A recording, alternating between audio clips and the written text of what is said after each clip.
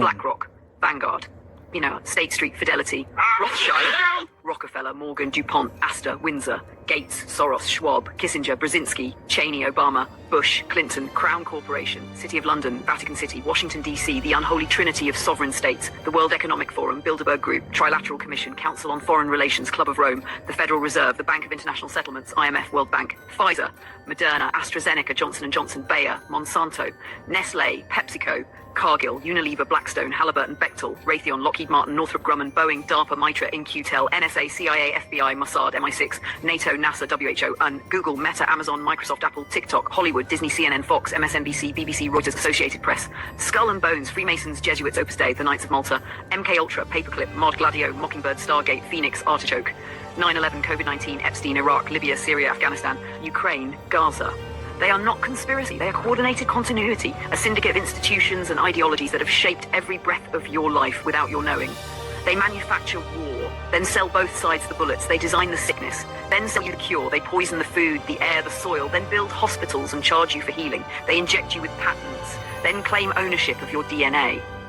They flood your children's minds with chemicals, cartoons, and code. They teach obedience as virtue and debt as freedom, and still we call it life. 2. The consent, how we let it in. This system exists because we built it, because we fed it, because we inherited it and didn't question it. We paid taxes into wars we didn't understand. We sent our children to be programmed by standardized lies. We took the jabs because we were told it was noble. We let the skies be sprayed while we filmed sunsets for likes. We clocked in and sold our time for pieces of paper, backed by nothing but belief. We put our elders in nursing homes, our infants in daycares, our food in packages, our land in deeds, our truth in silence. We didn't sell our souls, we rented them. Hourly. 3. The accountability, not just them. We don't stand in truth by pointing fingers alone. We allowed convenience to outweigh coherence. We allowed comfort to silence the scream. We waited for heroes instead of becoming presents. We bought the lie because we didn't want to face the loss of the dream. But now the spell is breaking, not because they slipped, but because we woke. So neutrality is not an option. I'm sorry. Before anyone pretends this is accidental, understand this. The corporate and financial world doesn't observe the ritual. They engineer around it. December isn't just a season. It's a harvest window. Executives, advertisers, banks, and retailers know exactly what happens when emotion spikes, when nostalgia floods and social pressure synchronizes. Spending overrides restraint, debt feels justified, scarcity thinking kicks in, so guilt opens wallets and hope gets monetized. They don't need you conscious, they need you sentimental. While you're told this is about generosity, connection, and magic, balance sheets are being optimized down to the hour. Bonuses are being timed, earnings are being pulled forward, and credit is expanding. And then the margins swell. The ritual binds you with warmth while it empties you with precision. This isn't about one company or one holiday. It's about a system that learned how ritualized emotion bypasses reason, and then turned it into a business model. The most effective rituals don't feel like control. They feel like tradition. Have you ever wondered where all those beloved Christmas traditions really come from? The sparkling lights, the feasts, the gifts, they feel timeless, but their roots stretch back much further than you might think. Picture this: long before carols and candy canes, there was Saturnalia, an ancient Roman festival so wild, so joyous, that its spirit still echoes in our holidays today. Imagine streets filled with laughter, masters serving their slaves, and a week-long celebration where the ordinary rules of society flipped upside down. This wasn't just a party, it was a cultural phenomenon that shaped history. Saturnalia was more than just a festival, it was a rebellion against the darkness. Held in the heart of winter, when the days were shortest and the cold bit deepest, the Romans honored Saturn, the god of agriculture and time, with unrestrained revelry. They lit candles to defy the gloom, exchanged gifts to show goodwill, and crowned a king of misrule to mock authority. Sound familiar? That's because centuries later, these very traditions wove themselves into the fabric of Christmas. But here's the twist: Saturnalia wasn't just about merrymaking. It was a survival tactic, a way to endure the bleakest season with warmth, community, and a little chaos. So how did a pagan Roman festival become intertwined with the birth of Christ? That's where the story gets fascinating. Early Christians, seeking to spread their message, often absorbed local customs into their own celebrations, transforming Saturnalia's raucous energy into something new. The result, a holiday that borrowed the best of both worlds, light in the darkness, generosity, and joy. But to understand how deeply Saturnalia influenced Christmas, we have to step back into ancient Rome, where the streets buzzed with music, wine flowed freely, and for one glorious week everyone was equal. Ready to uncover the secrets of the original Christmas, let's journey back 2,000 years and discover how Saturnalia's legacy still lives on in our homes today. The origins of Saturnalia take us back to the earliest days of Rome, when the city was little more than farmland clinging to the banks of the Tiber. Saturn, the god this festival honored, wasn't just some distant deity. He was the guardian of seeds and soil, the force behind bountiful harvest and the turning of seasons. To understand why Romans celebrated him with such fervor, think of how vital agriculture was to their survival. A bad harvest didn't just mean higher prices, it meant hunger, even famine. So when winter arrived and the earth lay barren, they turned to Saturn, pleading for his favor to return when spring came. At first, Saturnalia was a humble, one-day affair, December 17th, to be exact, marked by sacrifices at Saturn's temple in the Roman Forum. But as Rome grew from a small farming village into an empire, the festival exploded in scale. By the late Republic, it had stretched into a raucous, week-long spectacle. Why the change? Partly because Romans loved a good party, but also because Saturnalia became a pressure valve for society's tensions. Slaves, who usually lived under brutal conditions, were temporarily freed from their duties. Masters served meals to their servants, and everyone wore the soft, red felt cap normally reserved for freed slaves, a symbol of temporary equality. The timing was no accident either. Saturnalia fell near the winter solstice, the darkest time of year. Ancient peoples across Europe lit fires and feasted to ward off despair, and Rome was no different. They decked the streets with greenery, lit candles to push back the night, and shared gifts of wax figurines and silver gifts meant to evoke prosperity in the coming year. Even gambling, normally forbidden, was allowed in public. It was as if, for 1 week, the rigid order of Roman life dissolved into laughter and mischief. But beneath the revelry lay something deeper, a ritual of renewal. Saturn wasn't just the god of farming, he was also a symbol of a lost golden age, a time when humans lived in harmony with nature and each other. By temporarily upending social roles, Saturnalia wasn't just fun. It was a way to reconnect with that mythical past, to remind everyone that beneath their titles and stations, they were all human. And that's why, centuries later, when Christianity spread across Rome, many of these traditions didn't vanish. They simply found new meaning. The candles became Advent lights, the gifts shifted to honor the Nativity, but the heart of the celebration, the light in the darkness, the joy in community, remained the same. The festival of Saturnalia wasn't just randomly placed on the calendar. It was carefully timed to coincide with the darkest days of the year. Starting on December 17th and stretching through the 23rd, this week-long celebration unfolded as the winter solstice approached, when the sun seemed to stall in the sky, offering the shortest daylight hours and the longest nights. For ancient Romans, this wasn't just a quirk of astronomy, it was a moment of deep symbolism. The sun's apparent weakness felt like a threat, a sign that life itself might not return unless they intervened with celebration, light, and noise to push back the gloom.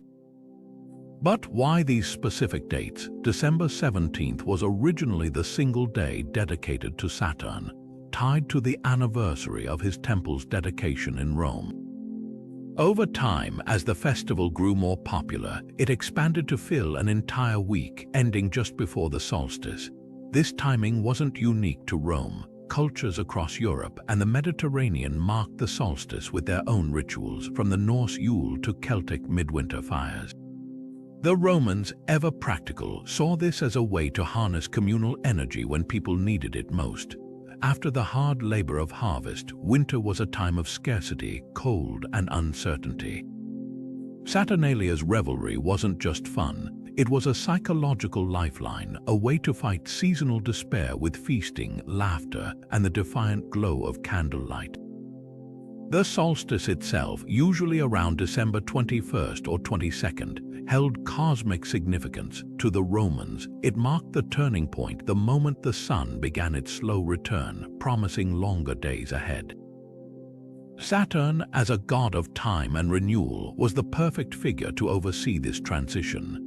By aligning his festival with the solstice, the celebration became a ritual of hope, a way to enact the return of light and fertility through human joy.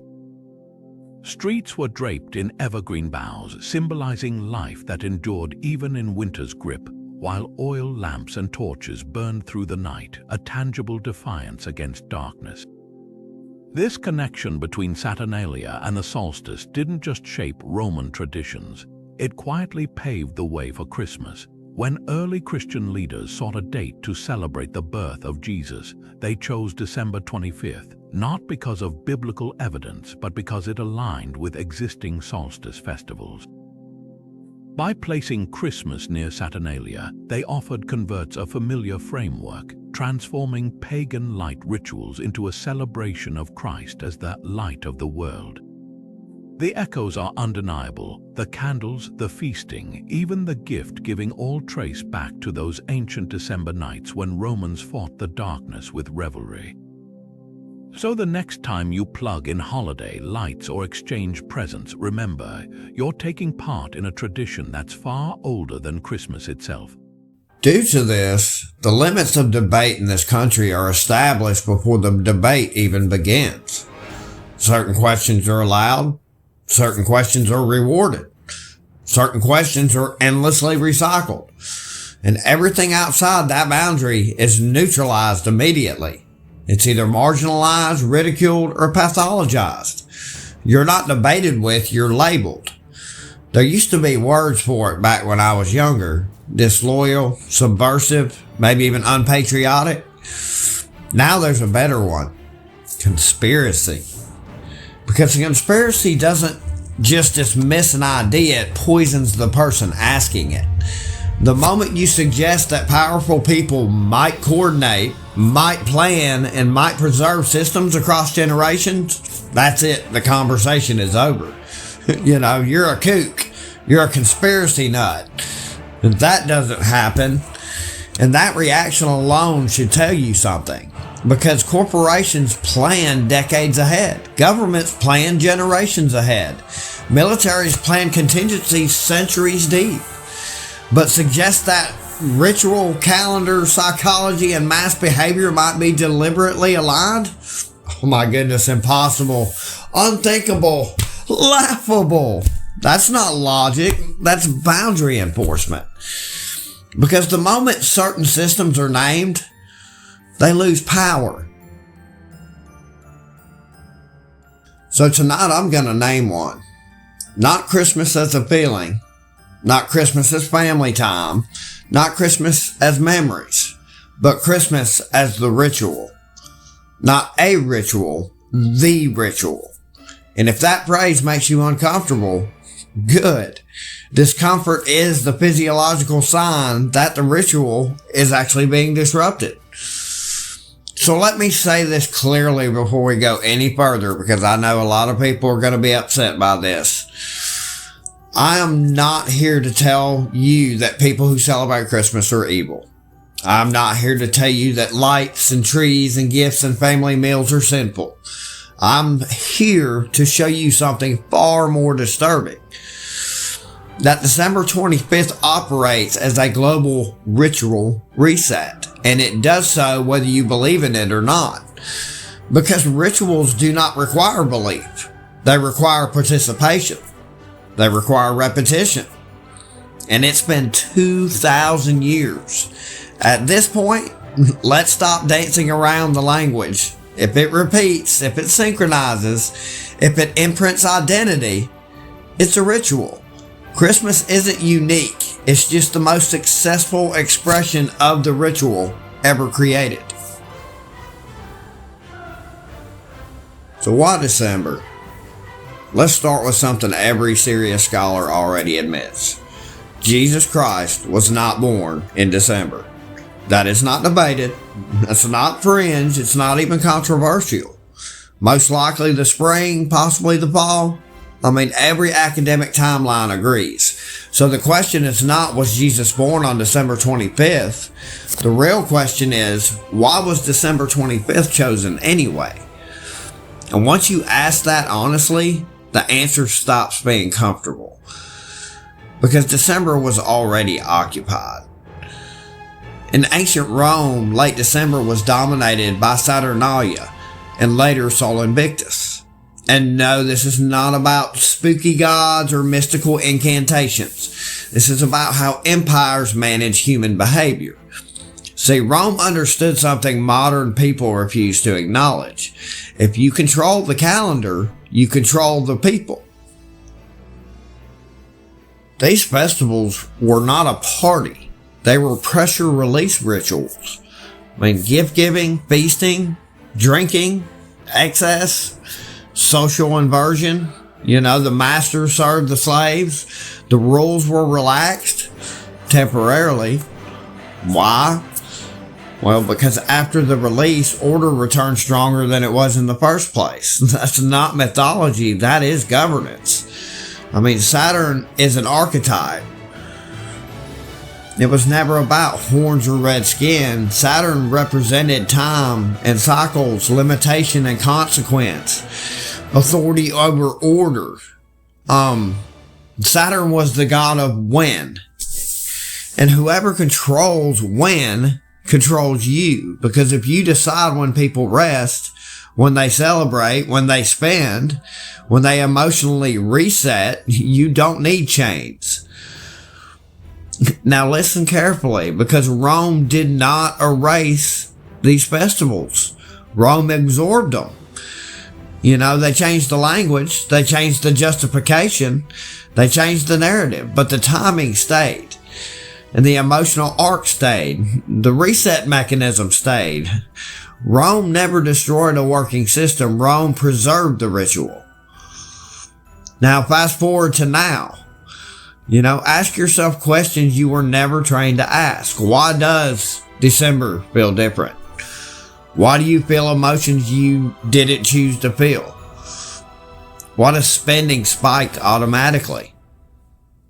Why does time feel distorted? Why does January always feel like a reset, even though nothing actually changes? That's because the ritual completed. Not symbolically, physiologically. That's why it doesn't feel optional, because it isn't. Your nervous system doesn't respond to doctrine. It responds to ritual input. The smells, the music, the lights, the color, the timing, and then just the repetition. You know, the songs don't remind you of Christmas. They are the trigger. The smells don't recall memories. They activate imprints. That's why the ritual starts in childhood, before consent, before reasoning, before the ability to have resistance to it. That's how rituals work.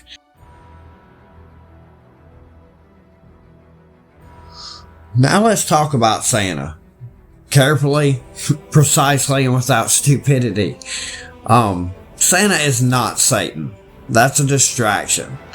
Santa is the ritual's behavioral archetype. You know, surveillance, judgment, reward, withholding, and then the annual cycle. You get material compliance. It's introduced before critical thought. I mean, that's not theology, that's conditioning. And it works. Because it's part of the ritual. Now widen the lens. When billions of people repeat the same symbols at the same time, lights, trees, gifts, gold and red, music, emotional scripts. You don't just have culture. You have synchronization. And synchronization is power. Not magical power, but it's psychological power. See, ancient civilizations understood this, not mystically, but practically. Seasonal rituals were used to reset populations, to synchronize emotion, to reassert authority, to reinforce hierarchy, to normalize cycles of excess and collapse. Modern systems do the same thing, just with commercials and jingles instead of temples. But it's the same mechanism. And it's the same ritual. And this is where Revelation stops being abstract, because the beast is not a monster. The beast is a system of obedience. Buying and selling, identity, compliance, reward, and exclusion. And the ritual is the training ground. The beast doesn't start with technology. It starts with unquestioned participation. If you can't see the ritual, you won't recognize the beast. And then there's Babylon. Babylon is not a city. She is a seductive operating system. She intoxicates. She comforts. She distracts. She makes captivity feel like celebration. She doesn't persecute you. She entertains you with luxury, with excess, with emotion, with debt, and with distraction. And the ritual is her most successful annual performance. So what is so important about the solstice? New year, new you, right?